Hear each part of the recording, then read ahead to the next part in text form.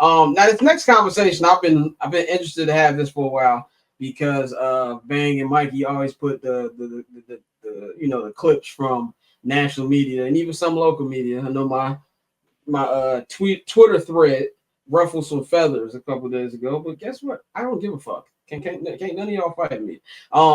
So I want to talk about the media scrutiny around Caleb Williams because I really feel like it is like gone to another level so far in this early season. Now we all know he was going to face a decent level of scrutiny just because he was the number one pick. Not only just the number one pick, he was called the generational talent. He's the next Mahomes. A lot of people don't like that he played for USC, that, he's in his own world. He's a little Hollywood. He's the first NIL quarterback, superstar quarterback of that era, to be real. He paints his fingernails. And, of course, also after the Seth Wickersham story came out by him wishing he'd have went to the Vikings. And on top of all of that, you got the fact that he's the Chicago Bears quarterback, a team that I believe there is a Bears tax in national media because they just don't want to see the Bears win. I have no logical reason for that. To me, it's just like how they talk about the Knicks. Like, I think that people just like talking about the Bears and they want this kid to fail. My personal opinion is this. Now, from the local media, I find it very funny, and I'm going to say this again, that we are so hell-bent and adamant about telling everybody what a generational or what a franchise quarterback looks like when we have not had one in Chicago. We hold this man to ungodly standards. We in camp counting reps. And I said this on my podcast this morning, and I'm going to continue to say it. Fans should not be allowed in training camp. And not only should fans not be allowed in training camp, I believe media should have our access. I'm saying this is member of the media should be cut. I'm going to be 100% real with you. I don't believe we should be able to describe in great detail what goes on in practice because this is practice. And this is not just a Bears thing. I've seen this across the league where we're counting passing attempts in practice. If there's any place where you mess up, it's practice. So that's just asinine to me. Now the main culprit here is Colin Cowherd. And here's my theory on Colin Cowherd and that coward Jason McIntyre who blocked me because he's a sucker and I'd smack him if I ever saw him. Jason McIntyre talking about Caleb like he knows him. And Colin Cowherd came to Chicago, moved to Chicago, and acted like just because he moved here, moved his operation, and he was going to get access from the Bears or from Caleb Williams. And when that didn't happen, he switched the storyline on. Remember 12 months ago, he's one of Caleb's biggest supporters. Now, every time we go to that failing network, Fox, he's talking about what's going on with Caleb Williams. You just sounded like Donald Trump, like a Donald Trump tweet. Failing network. Failing network. Fox Sports One. It's very bad, very bad. But that's what I feel about this. And I feel like since Caleb and his team are no longer given that access, it's bringing Caleb down. And they're going to be doing this every week. They're doing this in the games ain't started yet. He could go out there and kill for 4 games. Let's just say he put up a stinker on Monday Night Football against Jaden Daniels. Oh, they should have. I'm prepared for all the BS this year. I'm telling you, it's going to be bad. I'm going to go to you first, Bang.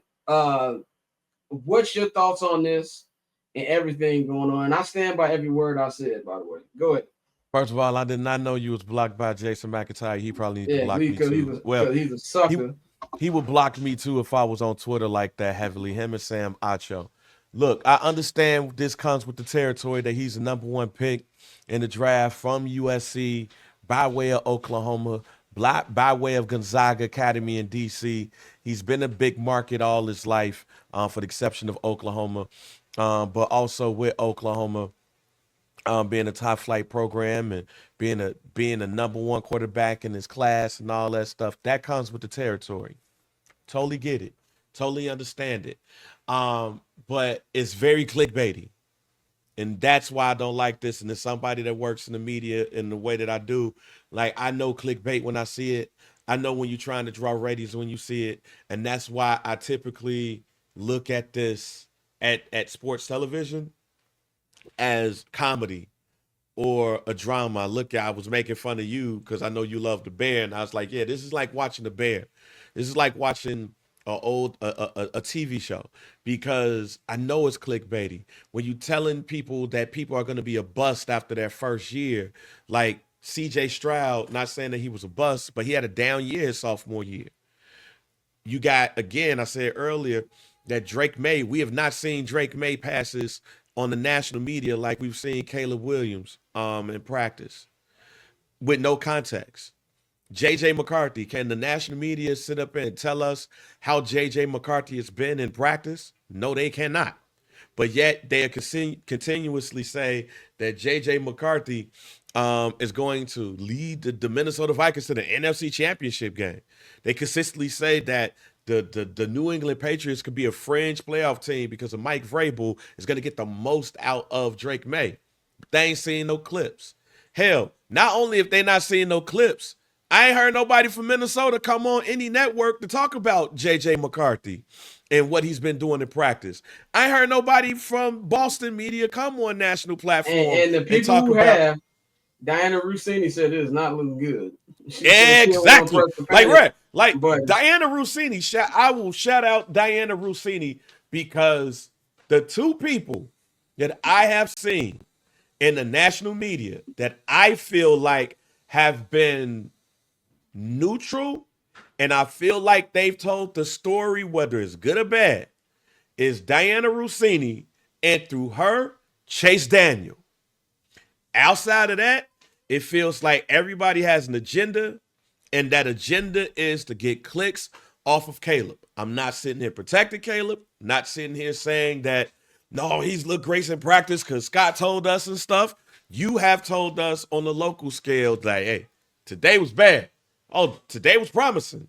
But on the national media, we saw more about that doggone net thing before context was given, and even after context was given, people were still running with that story like it was a real practice thing that was going on. And that's why I pay attention to this like it's a TV show. But it is not unfair. At the same time, though, this is what comes with the territory when you are a number one pick. This is what comes with the territory when you are a generational talent. This is what comes with the territory when you've been number one every place you go. I get it. I just don't like the fact when people are using clickbait and lies to get ratings off of this young man. yeah, I 100% agree. And by the way, I'm not protecting Caleb either. I just don't like Jason McIntyre. I just want to put that out there. I don't like him either. Is he from here? Did he I don't come know. with? There's other stuff I want to say about him, but we're not on Summer Session. Yeah, So yeah. I'm gonna keep that to my black ass self. Dante, what do you think about the media scrutiny around Caleb so far? It comes to territory. You're the number one pick. You would herald this generational as much as people don't want to acknowledge it. His team is a big part of that. Like you said, he is the first NIL quarterback.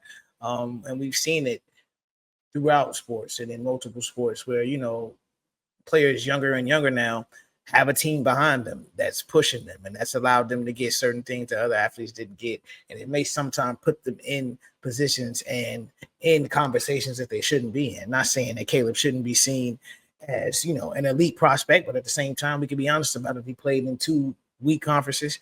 When USC switched to the Big Ten, shit didn't look as smooth. And obviously, players left USC. He didn't have his best weapons, but still, it was spade to spade.